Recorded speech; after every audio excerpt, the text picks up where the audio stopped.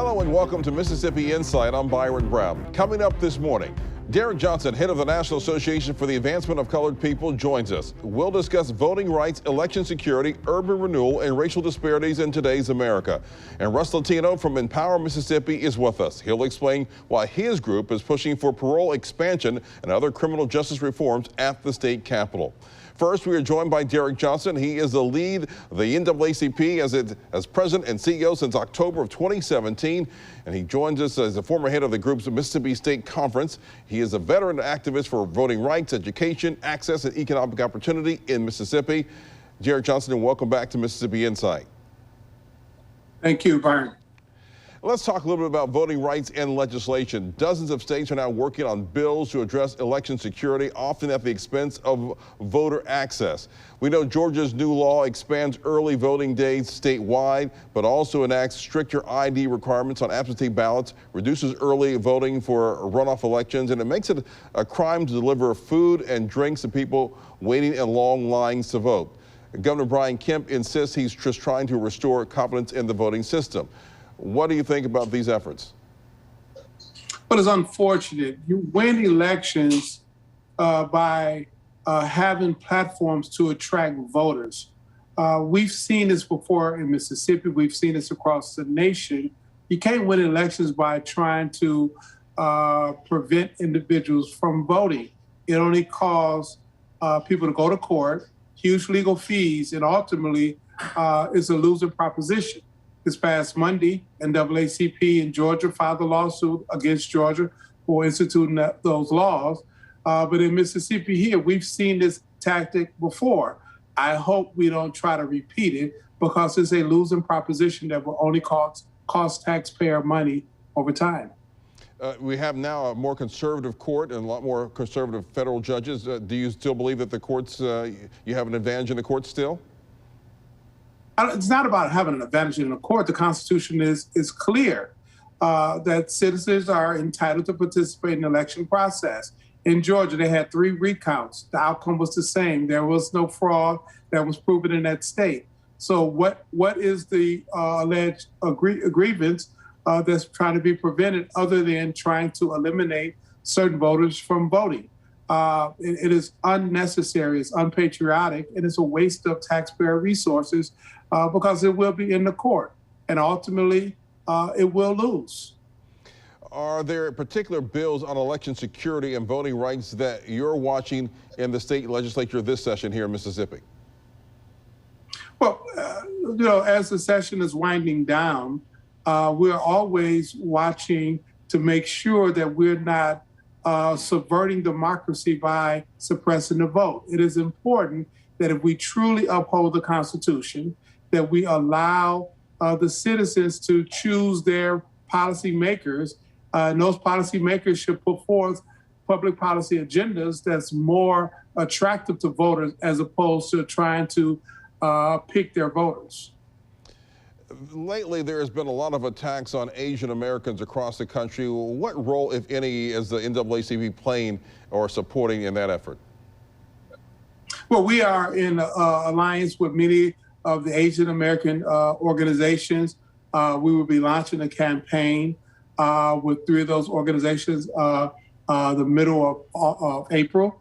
It is unfortunate that we in this country, we keep repeating our negative history of tribalism, racism, or xenophobia, all of which is not consistent with many people in this state uphold as their Christian values, because if you have values in the Christian faith, you should love thy neighbor as you love thyself. And that's one of the 2 great commandments.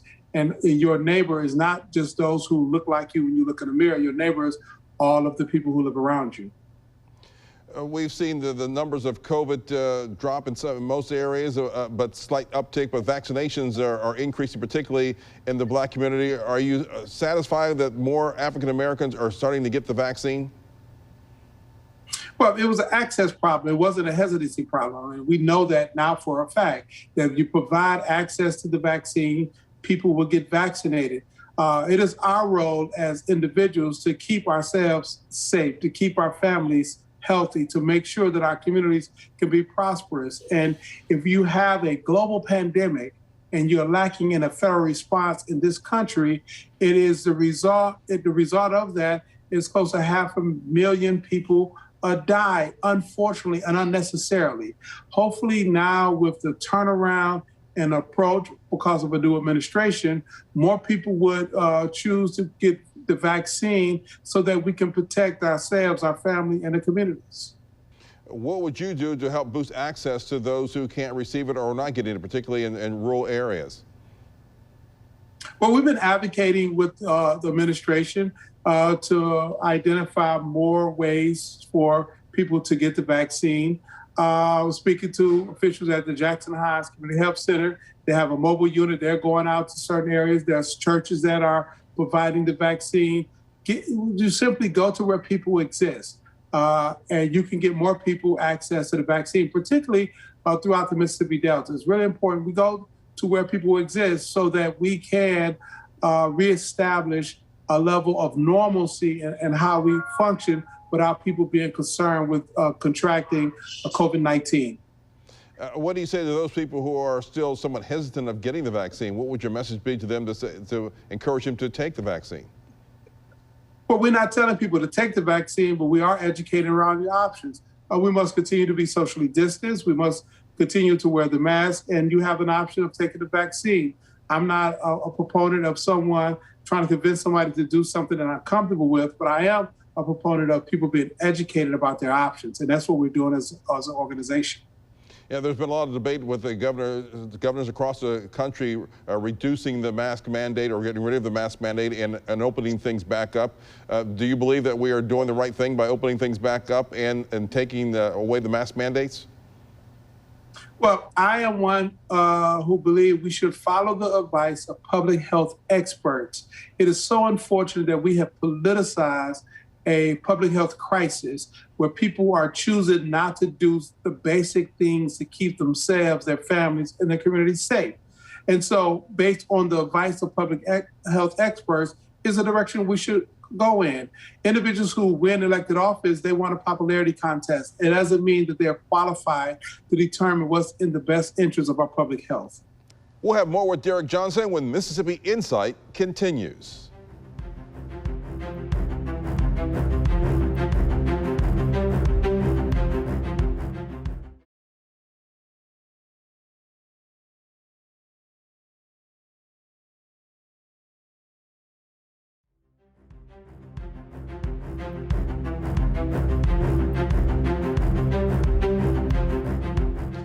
Your resume includes managing 2 bond referendum campaigns in Jackson that brought $150 million in school building improvements and $65 million towards the construction of a new convention center.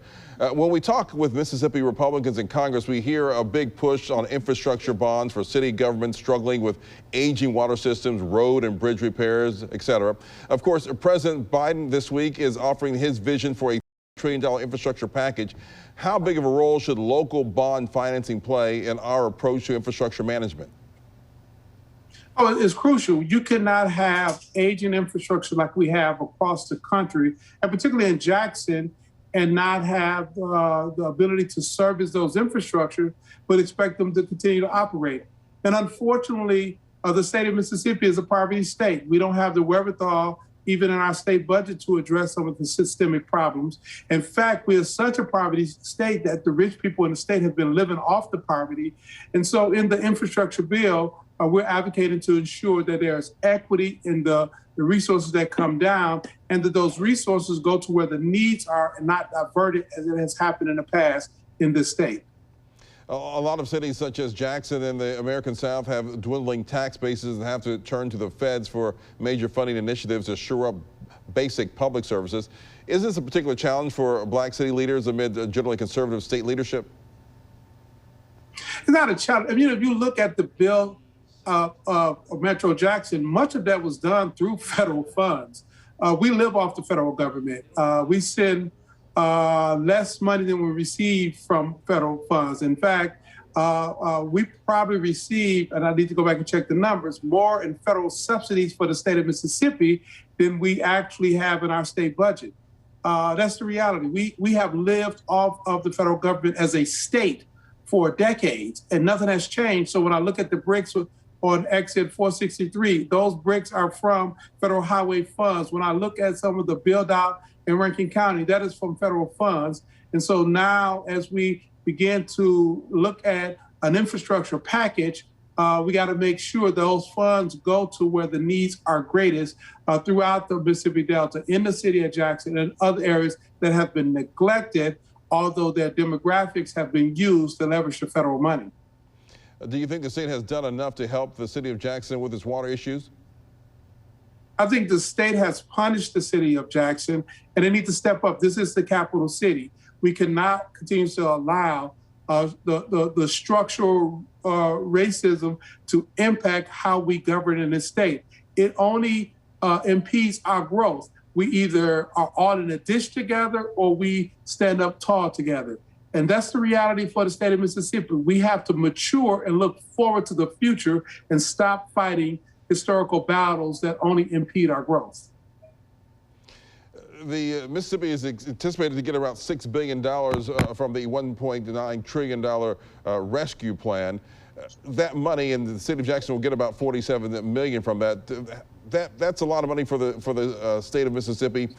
What do you expect how that money will be spent, and do you think it's going to help the state?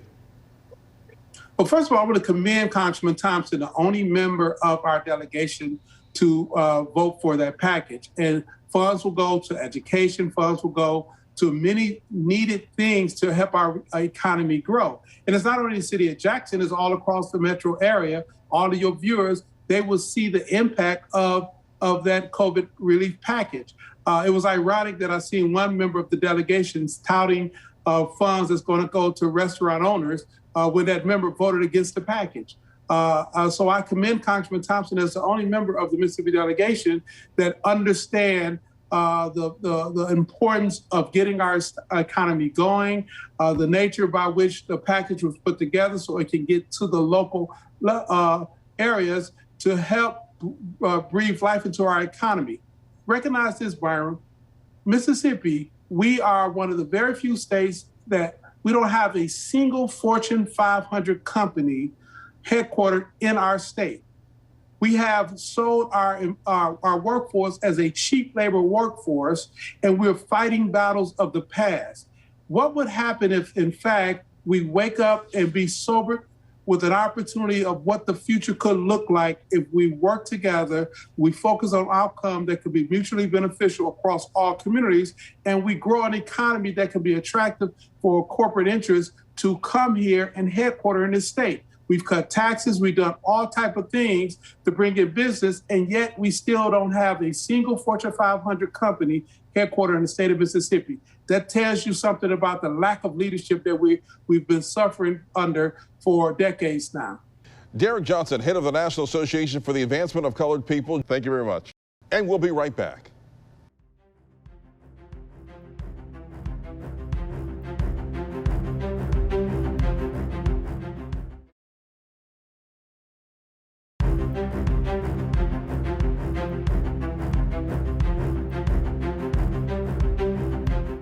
You're watching Mississippi Insight. I'm Byron Brown. State lawmakers are working on some bills to reform criminal justice in Mississippi. These proposals include expansion of parole opportunities for some offenders. There's significant support for such initiatives, and on the left and the right of Mississippi's political spectrum. Now, we're joined this morning by Russ Latino. He's president of Empower Mississippi. It's a nonprofit independent advocacy group dedicated to removing barriers to opportunity in our state. Russ Latino, welcome back to Mississippi Insight. Thanks for having me again, Byron. Russ, we are, as we record this midweek, we're hearing that one of the proposals, if you've been following, the Senate Bill 2795 by Juan Barrett from Heidelberg, has just passed the Senate for revisions. Explain what this would do and why you support that measure. We've worked very closely with Senator Barnett, Senator Daniel Sparks, several others in the Senate, as well as in the Mississippi House, to try and pass meaningful parole reform that gives people who are rehabilitated a second chance, a pathway, if you will, to earn redemption while simultaneously protecting public safety in a smart way. And so we're proud of the work that's been done by the leaders in both chambers of the legislature to get this bill to the place that it is today. Obviously, it just passed moments ago. But essentially what it will do is it will provide additional parole opportunities for certain classes of offenses that presently don't have parole eligibility, and bring Mississippi much closer into line with most of the other states that surround us that provide parole opportunities. Right now, if you've been convicted of what's considered a violent offense since 1995, you don't have parole eligibility under Mississippi law. And so really we're relying on states like Texas that have done this really well, created a parole system that's not automatic release, but gives prisoners who have performed well, behaved well, proven that they can be rehabilitated, a second chance on life. Explain how you're analyzing the cost savings for this plan. Yeah, so the potential cost savings are pretty significant. One thing to understand for your viewers is that over the last 10 years, Mississippi has spent about $3.2 billion on its correction system. Part of that is a byproduct of the fact that in Mississippi, we put people in prison for more things. We tend to put them into prison for longer periods of time, and then often without having an opportunity for parole eligibility. So the costs have been astronomical over the last 10 years. The advantage of kind of smart parole eligibility is that you get to take those people who don't represent a threat and give them that second chance. And the cost savings that have been estimated are as much as $100 million over the next few years. And so that's real money for taxpayers. But more importantly, that's taking people that don't represent a viable threat, getting them back into their communities, getting them closer to their families. That allows the state of Mississippi to spend its limited resources protecting the public by keeping those people who truly do represent a real danger behind bars. And so it's a smarter approach to how to do criminal justice. And what do you think the State House and Governor Reeves will do with 2795? You know, it's always hard to predict what politicians. What I will say is that there's overwhelming support for this legislation in the Mississippi House. Much overwhelming support in the Mississippi Senate. It just passed in the Senate 35-13, which is more than 2/3 of the Senate, majority Republican, plenty of Democrat support too. It's really a bipartisan issue. And so we don't think there'll be any problem by the time this is recorded or shown. We'll know whether or not the House has passed it as well. But we expect both chambers will pass it. And then it's just really a question of what the governor will do. The governor vetoed parole reform last year on the basis of a belief that the bill would have allowed capital murderers to become parole eligible, and also on the basis that it would have created some parole eligibility for geriatric offenders. The bill last year really didn't do those things. The bill this year explicitly doesn't do those things. And so in the current bill, there's no parole eligibility for capital murder offenses, but also no parole eligibility for first and second degree murder. There's no parole eligibility for sex offenders. Just across the board, the things that he represented last year in his veto message as what was problematic has been taken care of in this bill. And so we're optimistic that we can make the case that these kinds of reforms help move Mississippi forward. Byron, one of the things that I would add, though, is that the reality is that if Mississippi doesn't fix its own problems, then the federal government is poised to fix the problems for us. Second highest incarceration rate in the country.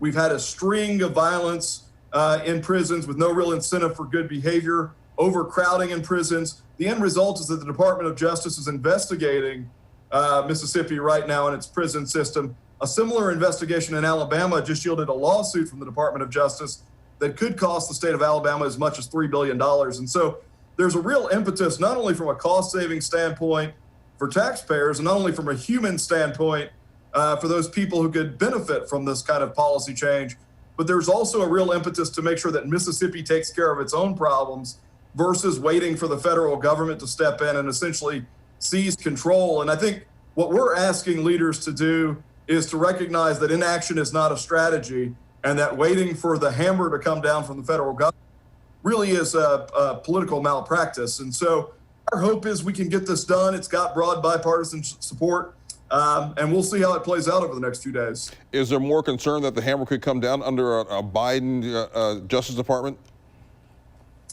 I think certainly to the extent that you recognize the politics of it. Obviously, if you looked at our former governor and Phil Bryant and then Governor Reeves, They had good relationships with the Trump administration, but even with those good relationships, the investigation had already begun. You've got to believe that under a Biden administration, they're not going to pull punches where they see states with poor prison conditions, with overcrowding, with the kind of violence that we've experienced. Mississippi has an opportunity to send a signal to Washington, though, and to send a signal that we can take care of our own problems. Let's say parole opportunities are expanded and more inmates are allowed to re-enter a society. What then?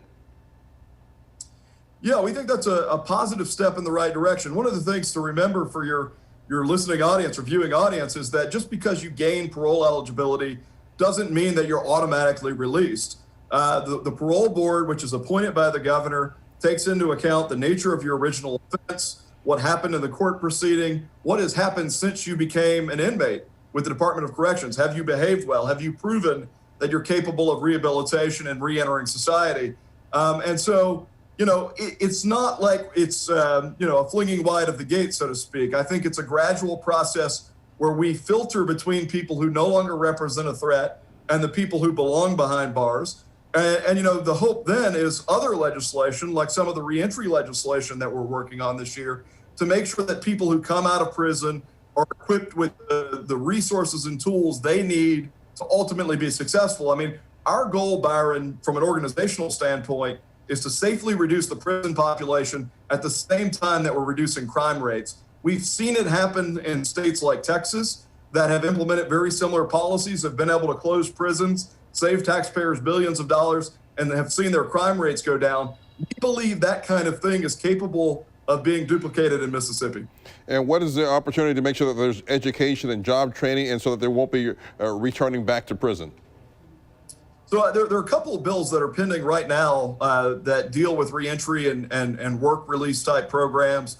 We think that's a step in the right direction. You know, some of it is as simple as things like giving someone a driver's license when they leave prison. And it's something that we've actually been working on for years. There's an opportunity to finally get that passed this year so that people can get out of prison and get to a job. There are other things that we've done in the past with things like being able to do parole hearings or probation meetings via Zoom or via FaceTime, so that if somebody's working, they don't have to leave a job in order to have those meetings and stay on track. Russ Latino, thank you for joining us. Thanks for having me. All right. And we'll be right back.